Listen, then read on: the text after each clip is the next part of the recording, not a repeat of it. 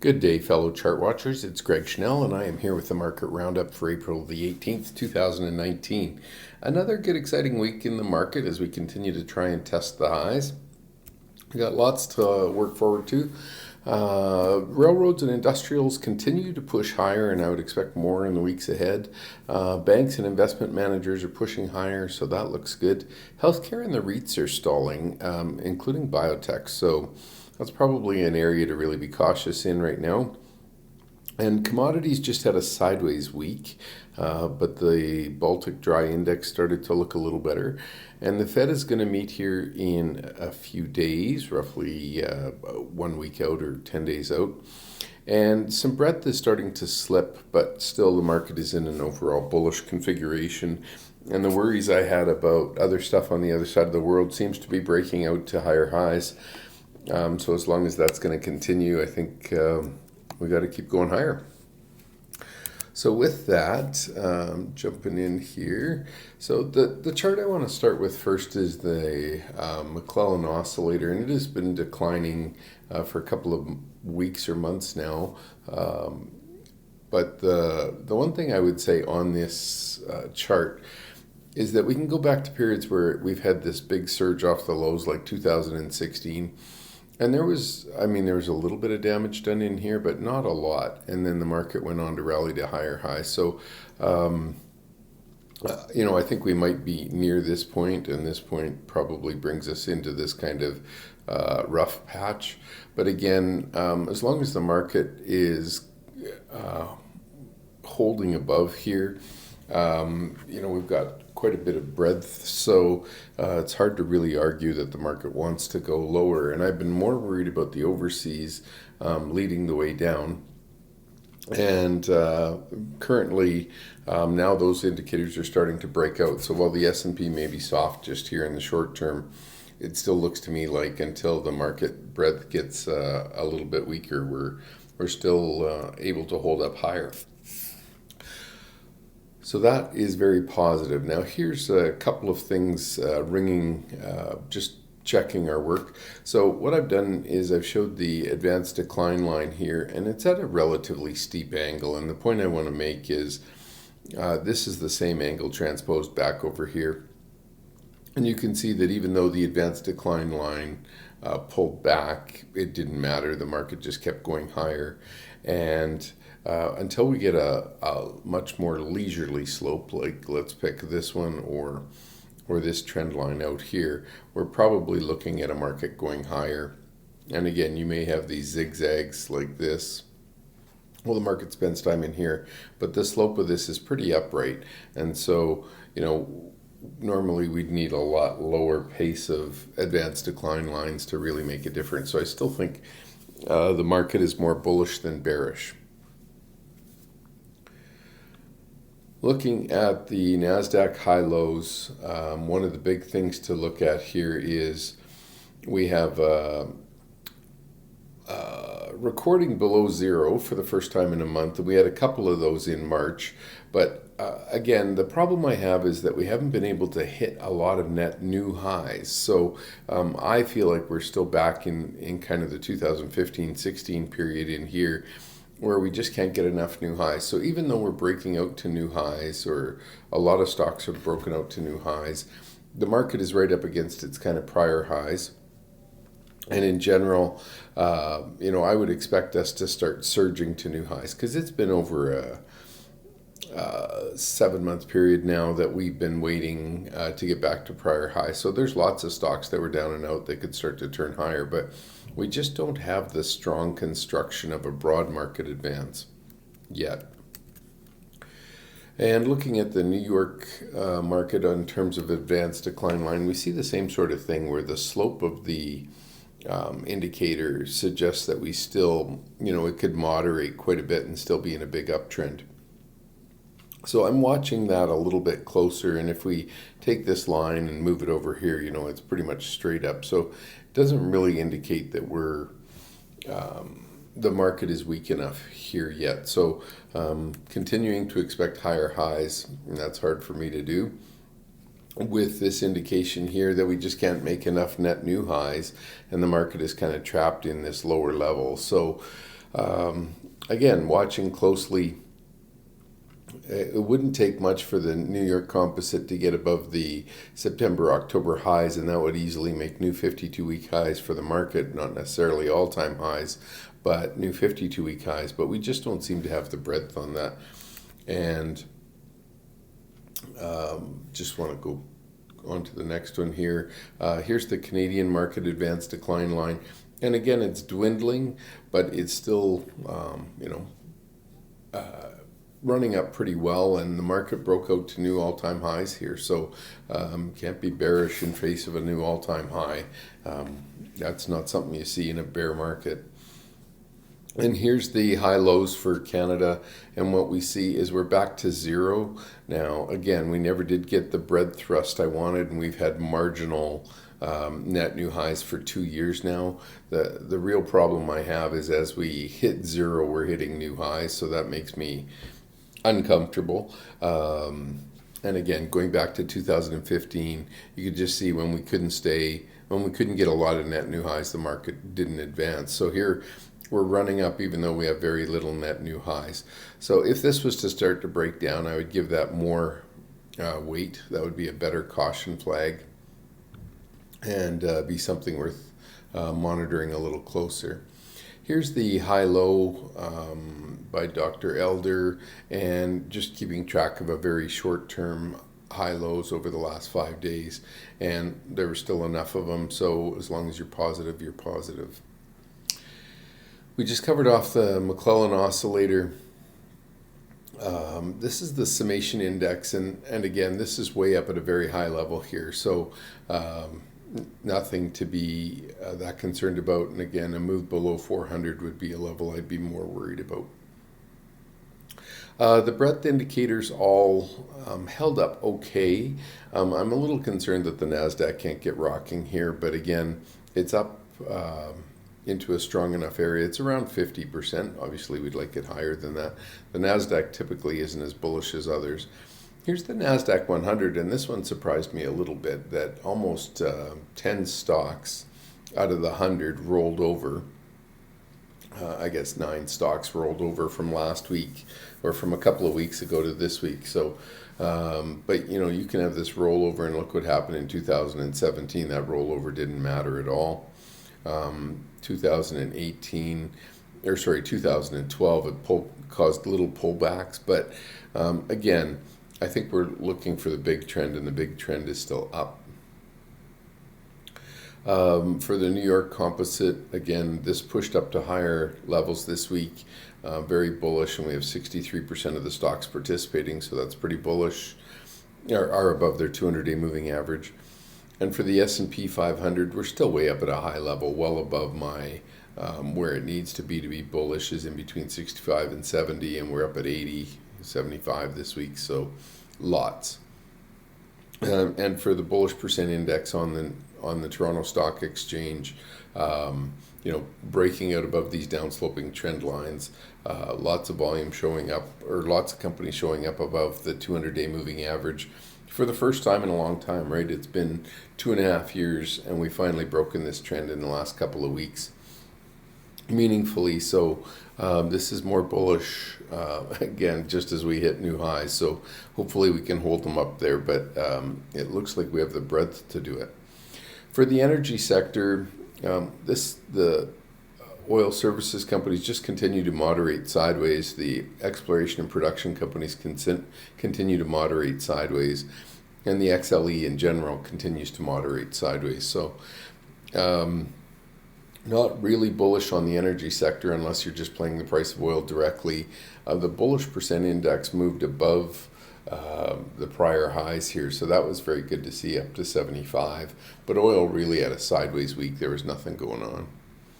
So everything's above the 50, but it's not moving at all. The gold miners had a really tough week. Gold was down below the 50-day moving average. The bullish percent index rolled below. The gold miners moved below, and the ratio moved below of the gold miners to gold. So far I don't have anything bullish to report on the gold area, and more likely to be short than long that one right now. S&P, the options expiration, we just had one on Friday.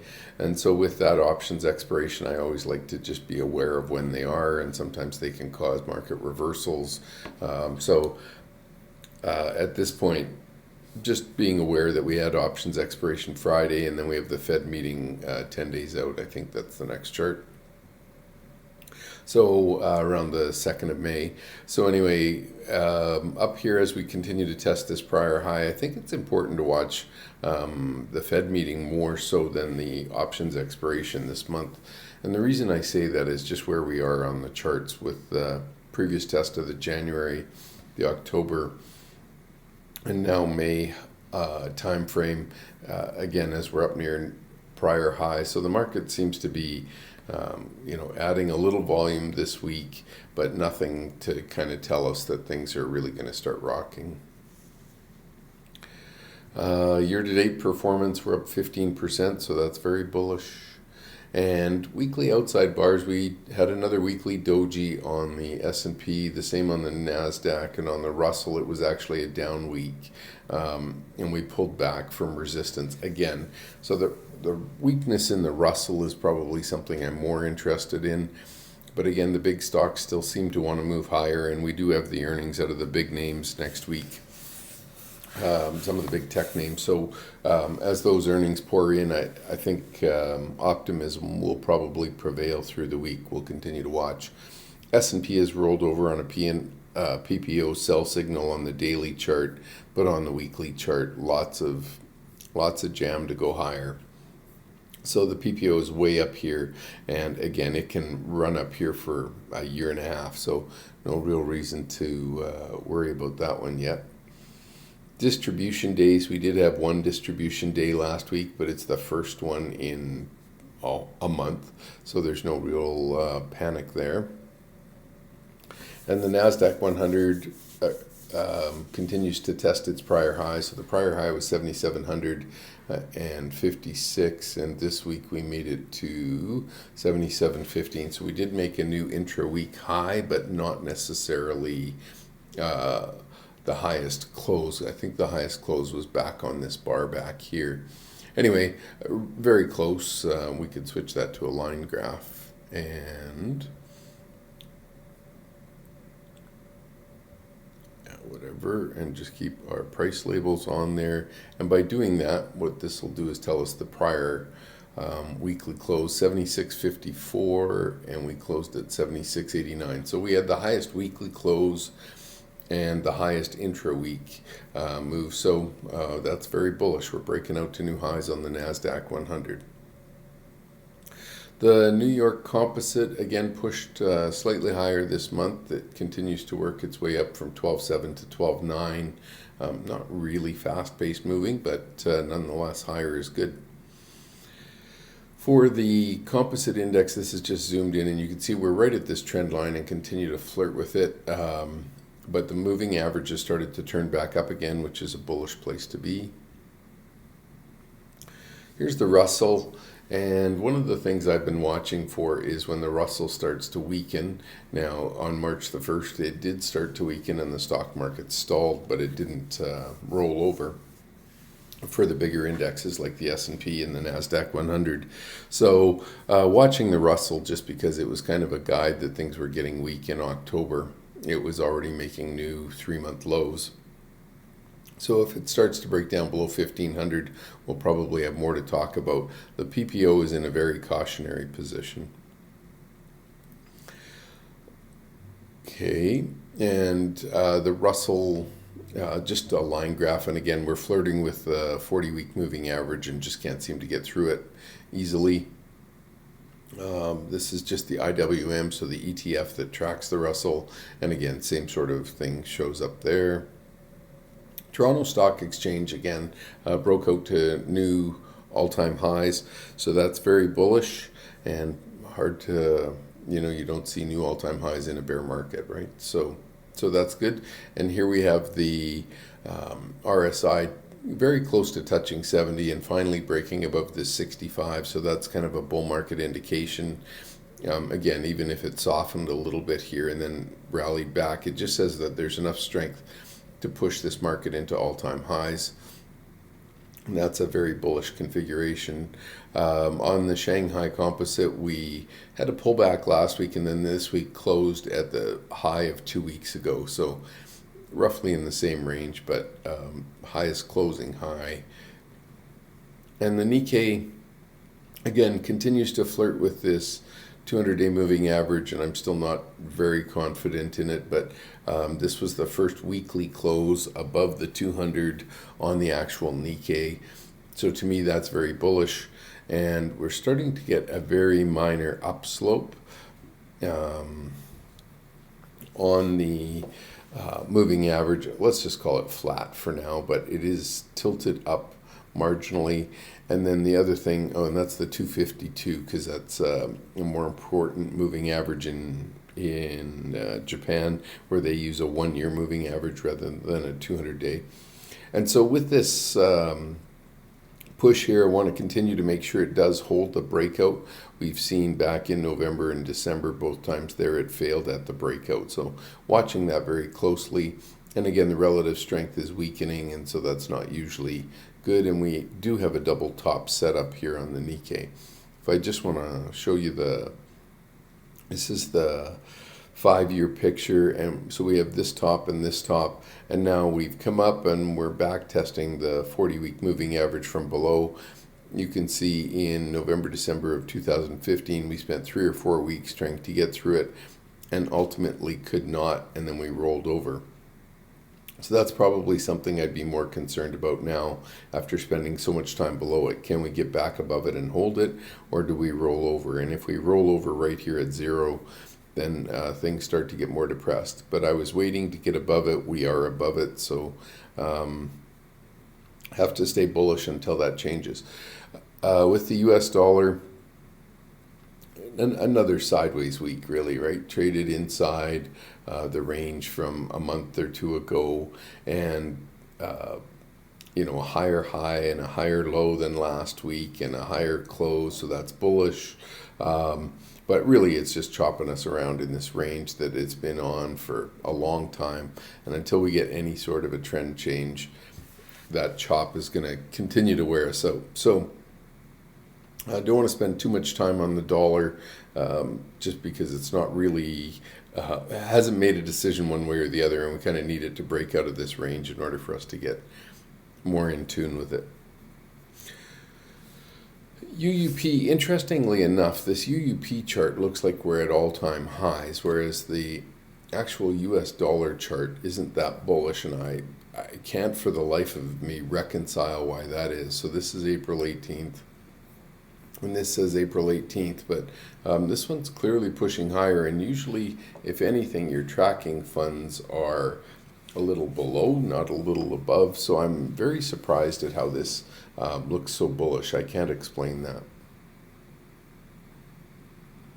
XEU, so looking at the euro, we just continue to trade down in this lower range and can't get anything going here. PPO, again, was trying to roll down last week or a couple weeks ago, and now is just basically rallied up with nothing going on here. So there's no mo either way in the euro, and again, this is a daily chart. You can just see trying to live down towards the bottom of the trend line. This gap looks so severe on this chart, but on the daily, we're still back in the range we have been for a couple of months. So nothing really to report there. And again, if the euro is going to break down, then I would expect the dollar to zoom higher, and a dollar moving higher would be a pretty big deal. Let's go on to the Swedish krona, and it suggests the euro still doesn't have the power to break out. If this started to move back above the trend line, I'd expect the euro to follow, but we haven't seen that yet. British pound long term, near the low end of the range for the last month or two. And the reason that's important, again, we had all this Brexit hype, and now it hasn't done anything. So the PPO is right at 0, so if there's a place we'd expect it to roll over, it's right here, right now. And that's what it did back in the summer period in 2015. This is the Brexit move here. Okay, and daily broke below the 65 period moving average, so that's a little bit bearish. Again, breaking the uptrend here, so maybe this is finally going to start to break down. And if the pound and the euro and the yen all start to break down, obviously that's dollar to the high side. Japanese US dollar cross. So what we see here is there is a 4-year uptrend, and we continue to watch this. PPO is rolled over and pointing down, but it's still within these two trend lines. So is the price. So until we get an action one way or the other, we're just trading in a very tight range here, a couple of pennies. We did close at we tested lower this week and then closed near the low end of the range with a doji. So maybe the selling is done in the end. I don't have that figured out yet. And this is just the XJY track, but here is the daily. And what I want to show on the daily is just look how tight it traded after gapping down 5 days in a row here, just stuck in this range. So it's obviously a pretty important level. The market doesn't want to let it go through. But I think if the yen rolls over, that probably makes a big difference. Car companies, and I mentioned this a few weeks ago, if the yen was going to start to fail, we should see good things out of Toyota Motors and Honda Motor Corporation, HMC. And both of those stocks had a big week and changed chart direction. So here's the Canadian dollar, and we're stuck in a wedge here. Just continuing to decline. PPO is barely above the signal line. If you can tell me which way this wants to break, that would be good. But we do have a 3-year support level here. We're just barely hanging on to in a small downtrend for the last 18 months. One day this is all going to break, but we haven't seen it yet. Again, Canadian dollar on the daily, just living at the bottom end of the last month here. Australia broke out to a new high on a weekly chart last week, and then this week just really didn't do anything with it. So still not conclusive, and again, this PPO is below zero. So if it was to roll over here, that would be a big deal. Daily, we finished the week very weak after a big push up. This looks like a failed candle, right, where you test higher and end up closing in the bottom half of the bar. And then Friday it followed through with opening lower and testing lower, and then closed in the middle of the range. So it's still not that conclusive. It is above the 65 period moving average, which is good, but haven't really got anything going there yet. And here's LIBOR, and this is interesting. We're getting the PPO below zero here, or near zero here. So really want to watch this. And one of the reasons I say that is you can just see that when the PPO goes below zero on the big picture stuff here, this is an important time to watch. Anyway, so far it's holding up. Junk bond rolled over a little bit this week, nothing to really report there, but that was right after breaking out to new 52-week highs. And that's raw price, that's taking the yield out of it, just so everybody remembers this is unadjusted. And we've got an uptrend here in the 10-year treasuries that we're testing, or 7 to 10-year treasury. So if price is going to keep climbing, that would be demand for bonds and yields down. In this case, we're right at that uptrend line, so be an important place to watch. And we don't have a decision yet from the PPO telling us if this is going to roll over in momentum.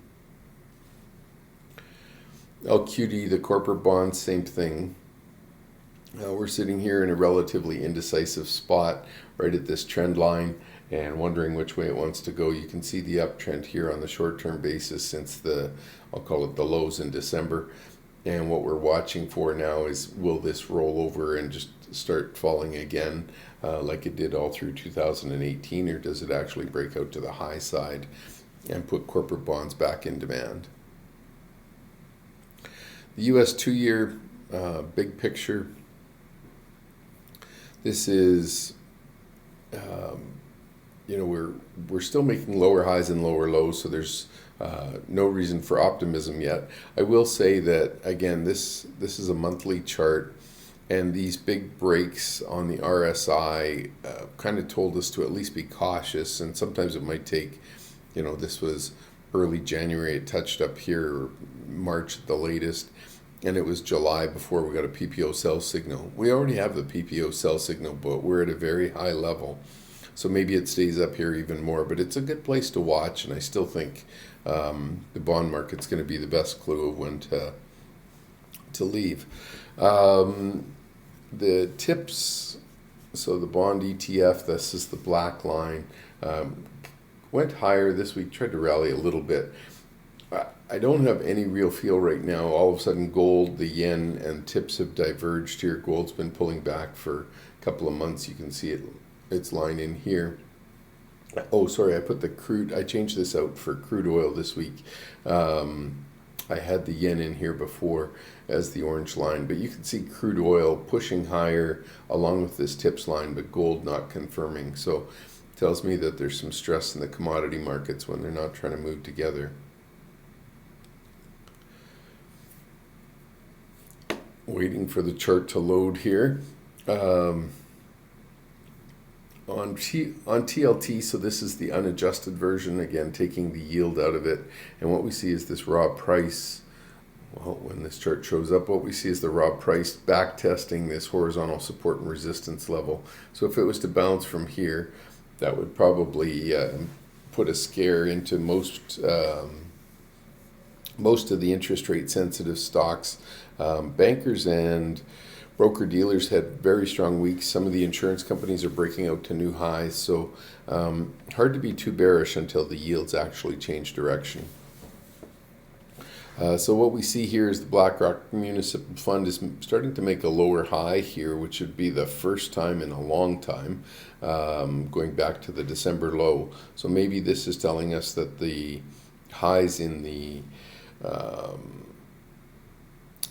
bond prices is over, and now we're going to start going lower. Usually the BlackRock, I find this fund leads us a little bit, but it does suggest that maybe the highs in bond prices are in for a bit and the yields are going to start to improve. A little early to call that, but we'll keep watching it. That's one of the things I'm watching for. So far we've had an inside month on the 10-year. And looking on the weekly chart,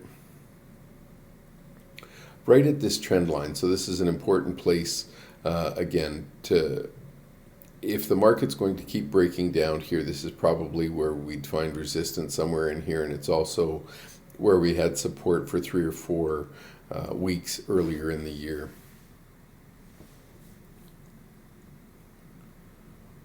Yeah, I think the bond market, it continues to be one of the areas to watch for clues.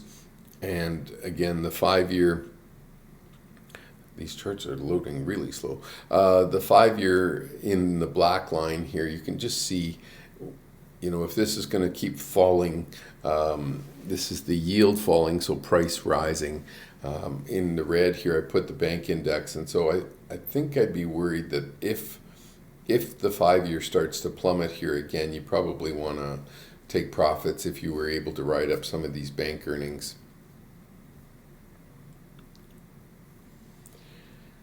And again, as I mentioned in the PowerPoint right at the beginning, the banks and the broker dealers had a great week. They rallied quite nicely, so pretty interesting times to figure out which direction they want to go. And the 2-year here, right on this trend line, and again, one of the things I was trying to figure out is, if this trend line breaks, how meaningful is it? And back in 2007, you can see this trend line broke. It was a little earlier. It was January of 2007, and then it rolled over. So here we have this uptrend. I would say in this 2016 period, it went below the line, but with all these touches here, that looks to me like where the trend line should be. We already did break this brief uptrend, and then that was kind of when the market topped out. But I think if we break this bigger trend here, with the 2-year starting to move lower, that would be a problem. So again, the bonds continue to be sitting on a trend line or just checking direction here. We haven't got a decisive answer one way or the other. Moving on to the next chart.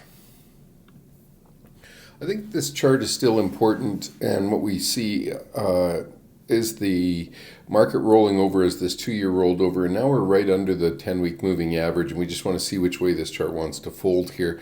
We're a long way from breaking any sort of a trend on the PPO, so I think this is one of the charts to continue to watch.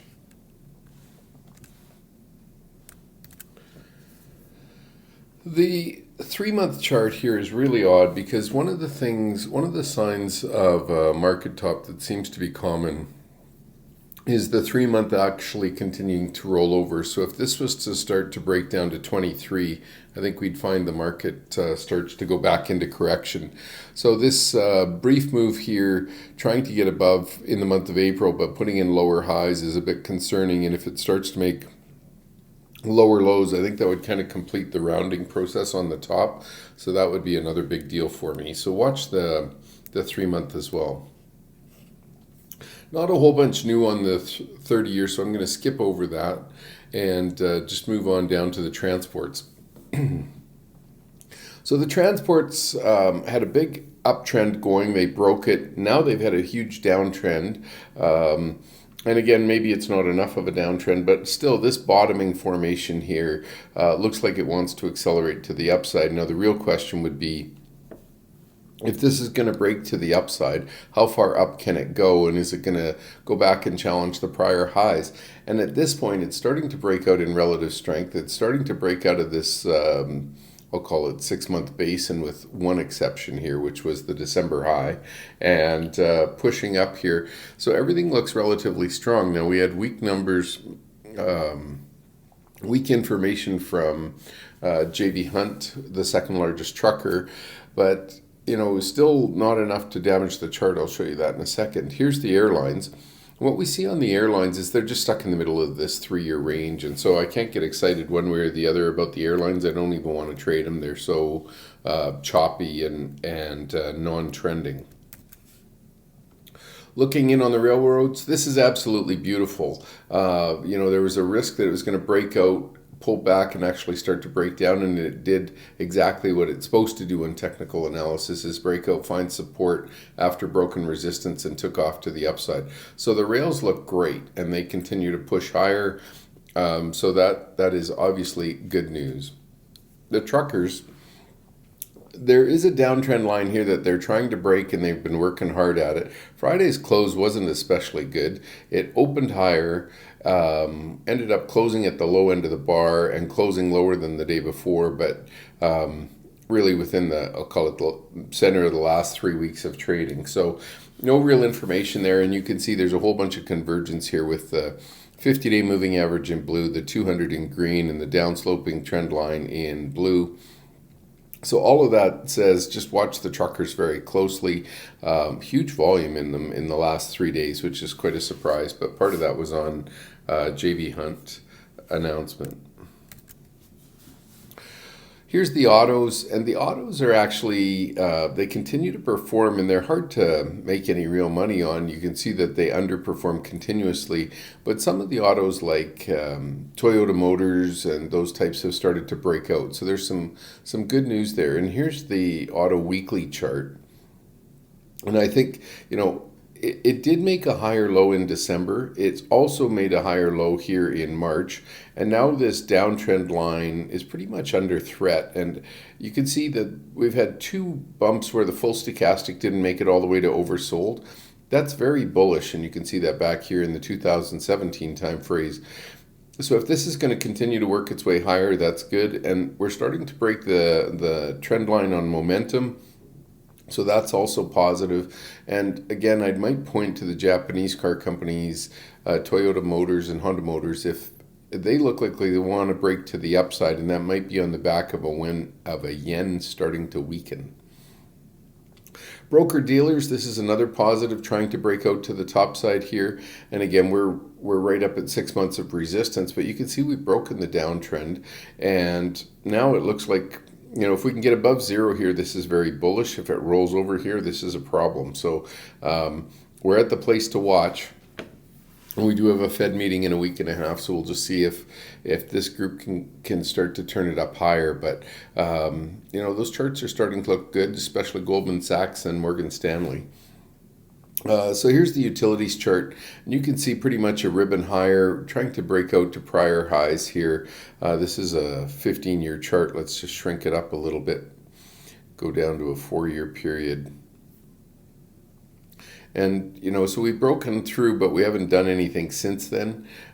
We did get up here to the 70 level, so that would suggest we're in a new bull market for utilities.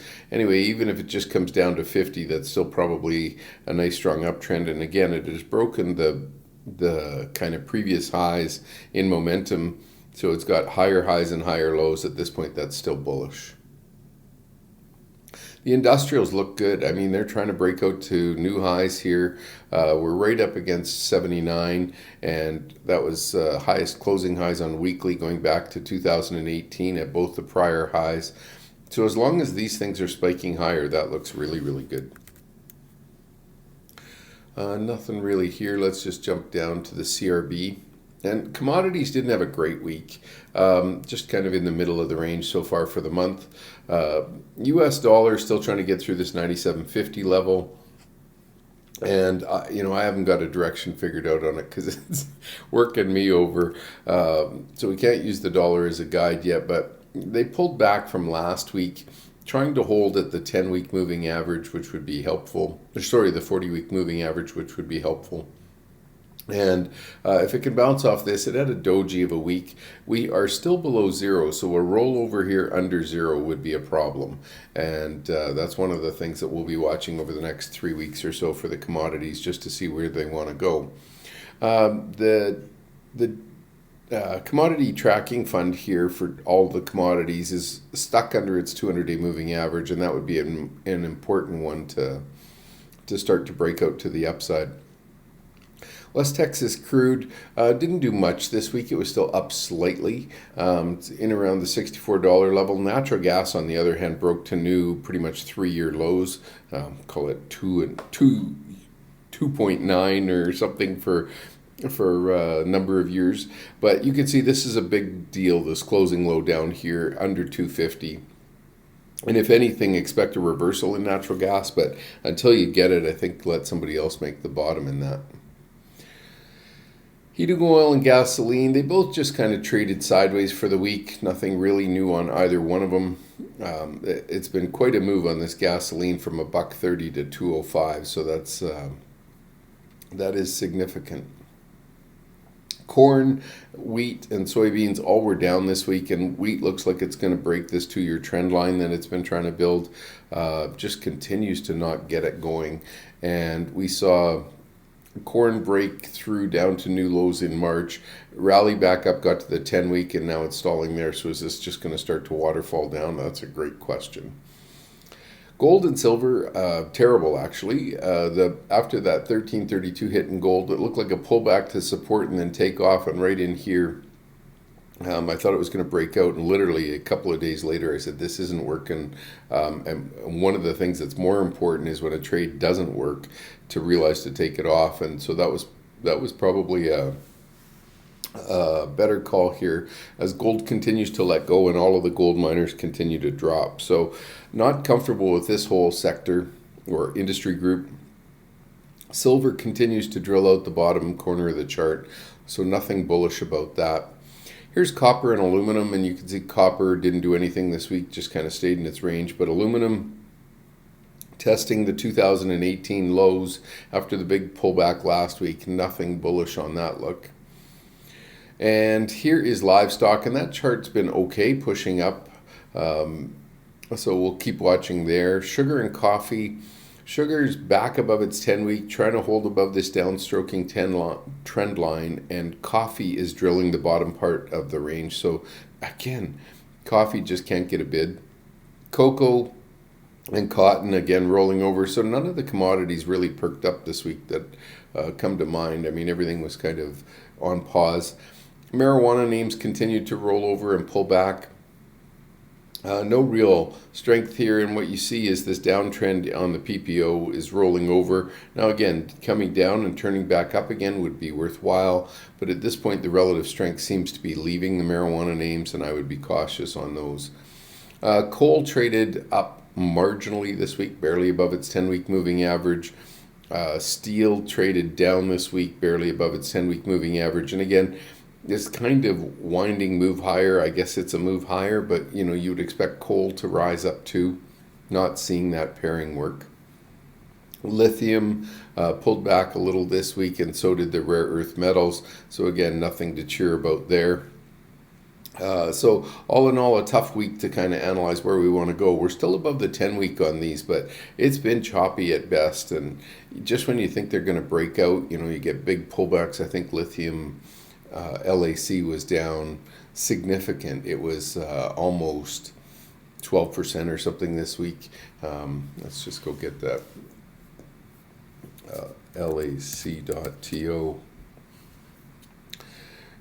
And yeah, this chart just was 643 2 weeks ago, and it's now 525. So it's lost 15 or 20% in a couple of weeks.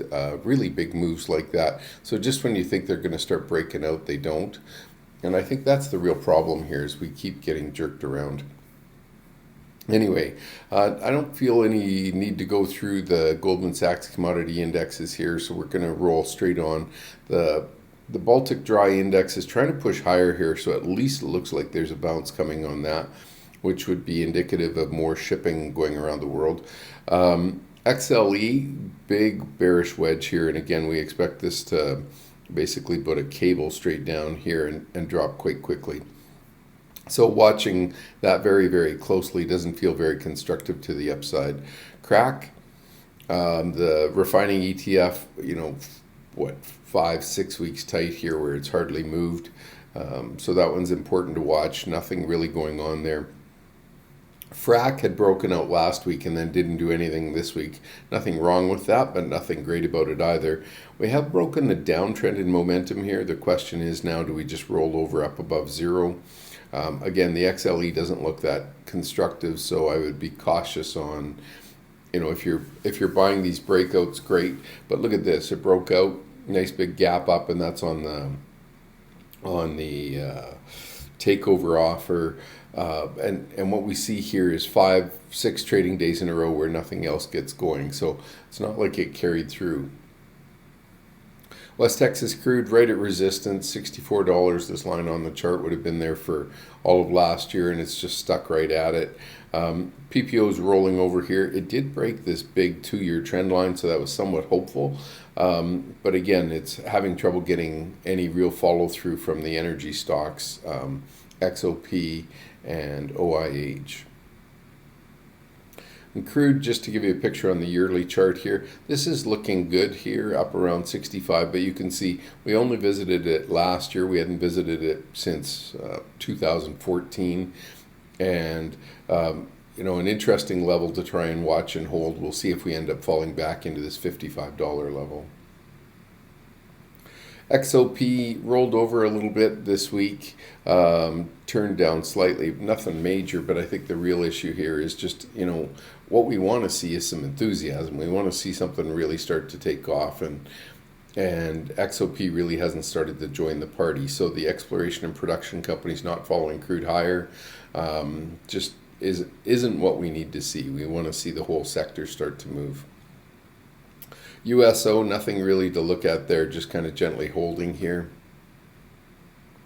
Nat gas, this was that breakdown again that I mentioned before, and we had some intra-week breakdowns to 255 and 253, 254, but to close at 249 was not good at all. And again, big picture on that. Let's just roll that out. Yeah. Hard to suggest anything bullish there. And again, this 240, 250 level is a really important support level, so I wouldn't get too bearish down here. You're pretty much near a floor. I got down to $1.60 way back here, but I'm just saying, I wouldn't ignore it now. You're finally at a point where you should be near support, but clearly the chart's ugly at this point. And nothing there, so let's just go through.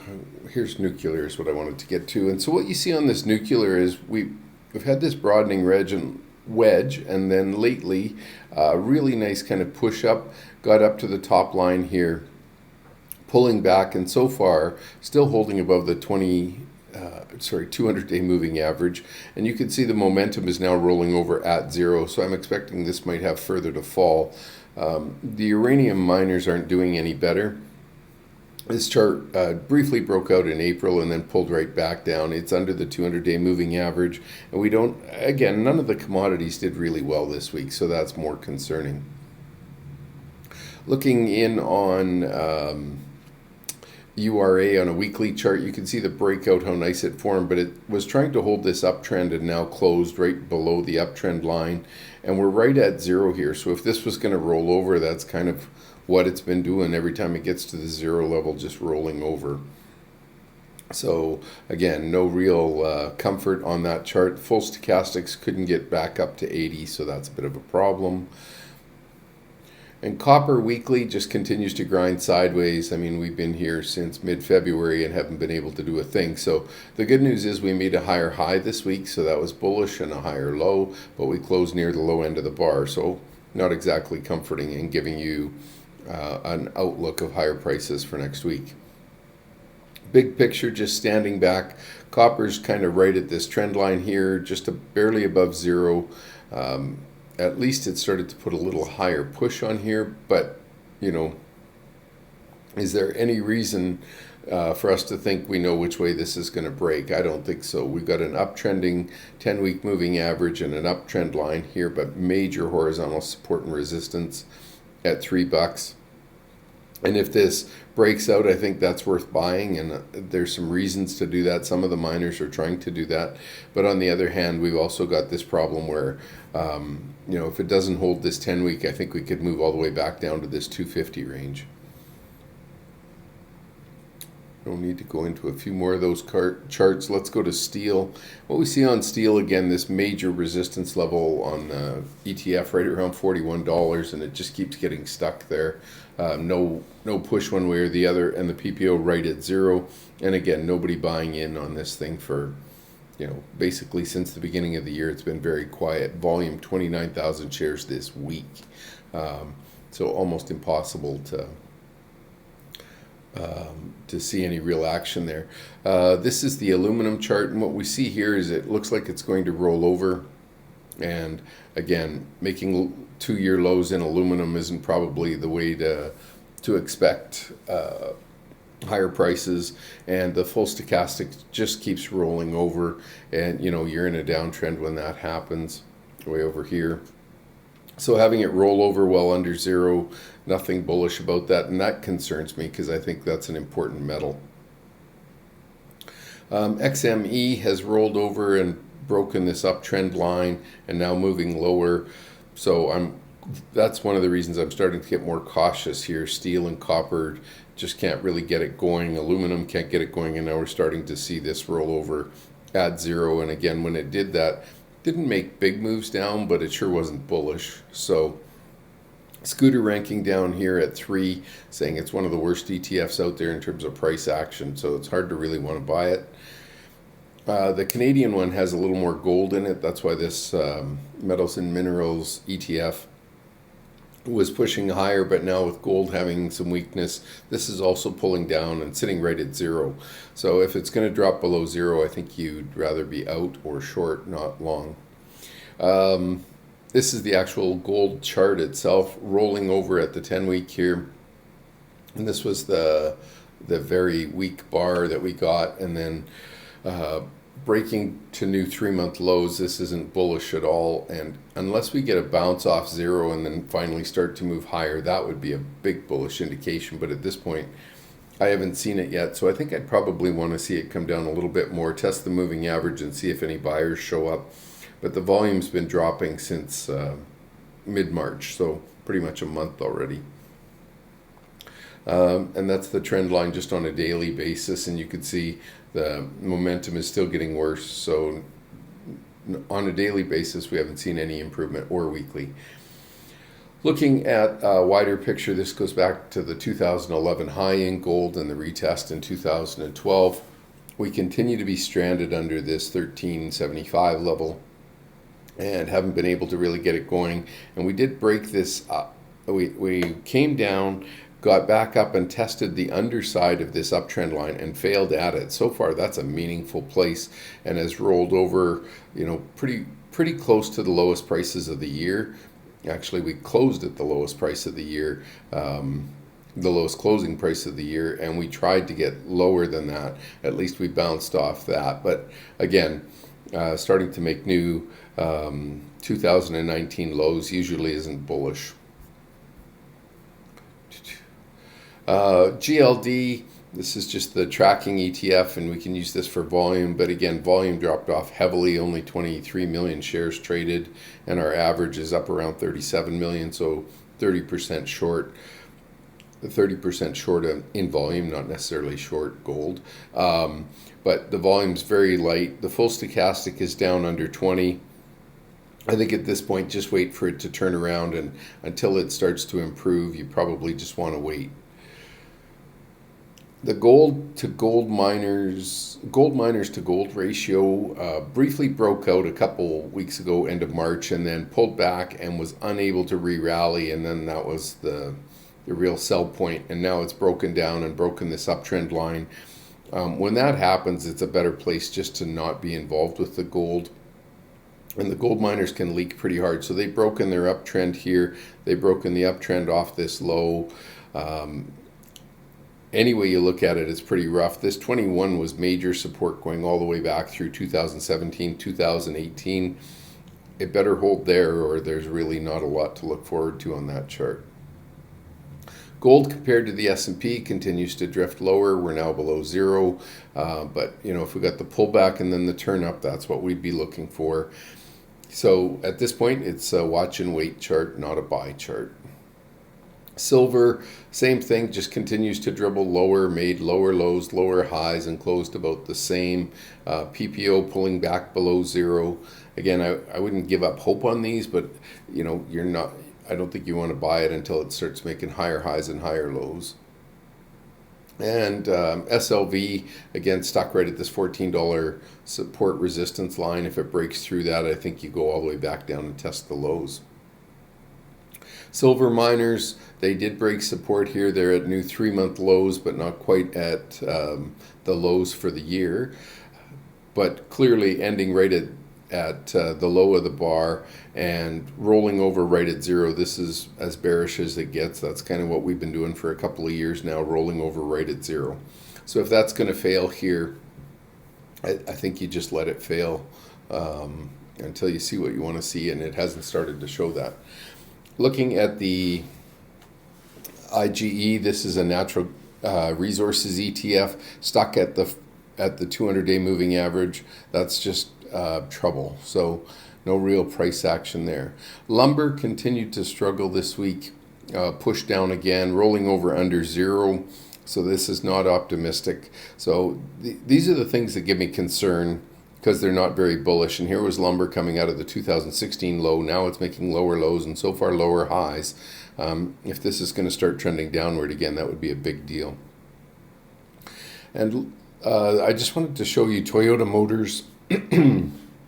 This is the breakout this week on Toyota Motors, so that makes it look pretty good. And again, just pushing above zero. So if there was a chart in the automotive sector, that's one that looks pretty interesting. The other one was Honda Motor. And this chart, trying to find support at this $28 level, but back above its 40-week moving average and pushing above there, that looks quite bullish to me. And a nice upslope on the lows here, so this is really working well. And the full stochastic turning up at 50, this is bullish as well. So lots of good formations there. I will say that Ford also had a reasonably good week. In light of the news, I thought it had closed higher, so that's my mistake. But it's trying to push above zero here on the PPO, so I'm quite interested to see if it can keep going. You can see going back here, this 950, 960 level is going to be resistance, and we're pretty much there. So we want to see it push through there, and that would be much more optimistic for the stock. Tesla's always been one to watch here in the space, and it just continues to try and find support down here around the lows. And if it doesn't get going pretty soon, obviously that would be a problem. Lots of people trying to short that name these days. And Tata Motors actually has a pretty good looking chart. And this one has been taken off to the upside. And you can see the full stochastic was really beaten down and then started to take off. And on this bounce right here, this is not a bad place to get on board. And it's started to push up through resistance. And it looks like we're actually going to try and get into positive territory on the motor chart. Tata Motors chart. So with that, I think the bigger things, just to review quickly, the rest of the globe has been starting to perk up. We see things like the DAX starting to look a little better. This has been finally getting going. So if Europe can get going, that's bullish. The Nikkei, I mentioned it before, is above its 40-week moving average, so that's bullish. If these start to break down right away, then we have to really be cautious. They're just at the zero level. But an uptrend is an uptrend, and when you're starting to make new 52-week highs like the TSX is, that's very bullish. And you don't want to be shorting 52-week highs. So there's nothing here to tell us that the market isn't ready to go higher yet. Lastly, I just want to touch on Russia. This chart here, pretty important chart for all of us, I think. And the reason is, look at this momentum trend finally breaking. And it's increasing in speed here, trying to push higher.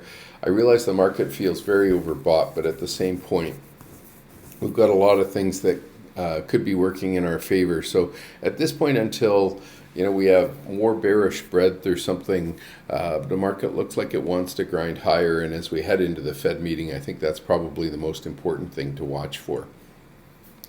Lastly, we did finish options expiration. I think I've said lastly 3 times, but we finished options expiration on Friday, and the market seemed to handle that smoothly. There was no increase in volume. Everything just kind of behaved as normal. So now I think the next thing we're looking forward to is the Fed meeting next week. The first week of May.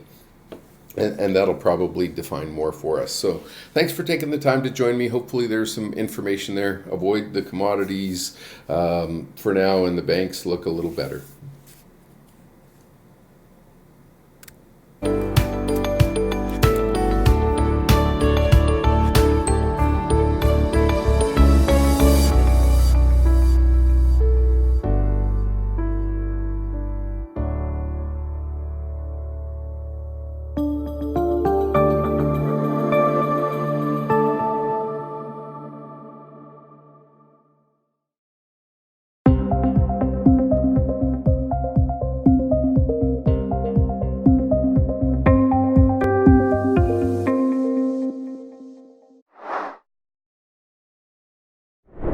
Hi, this is going to be a quick 2-minute video about how to put industry groups into your chart lists or make a separate chart list for an industry group.